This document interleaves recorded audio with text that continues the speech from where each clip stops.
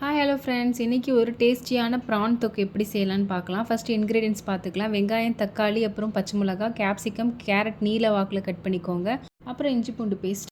மசாலாஸில் chilli powder, Kashmiri chilli, அப்புறம் மல்லித்தூள், அதுக்கப்புறம் கரம் மசாலா, அப்புறம் கழுவி க்ளீன் பண்ணி வச்சுருக்க ப்ரானை எடுத்துக்கலாம். இப்போ ஒரு வானலில் தேவையான அளவு எண்ணெய் ஊற்றிட்டு கடுகு, சோம்பு போட்டு தாளிச்சிக்கணும்.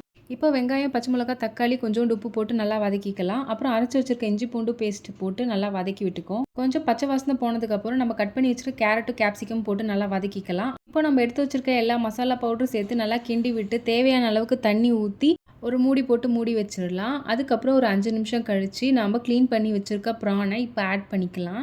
ஆட் பண்ணிவிட்டு ஒரு தடவை கிண்டி விட்டு உப்பு காரம் எல்லாம் கரெக்டாக இருக்கான்னு சொல்லிட்டு செக் பண்ணிவிட்டு ப்ரானை ஒரு 10 மினிட்ஸ் வேக விட்டுக்கலாம். அதுக்கப்புறம் ஒரு கிரேவி கன்சிஸ்டன்சிக்கு வந்ததுக்கப்புறம் நம்ம அடுப்பு ஆஃப் பண்ணிக்கலாம். ப்ரான் தொக்கு ரெடி. இந்த ரெசிபி உங்களுக்கு பிடிச்சிருந்தா மறக்காமல் என்னோட சேனலை சப்ஸ்கிரைப் பண்ணிக்கோங்க. இன்னொரு வீடியோஸில் பார்க்கலாம். பாய்.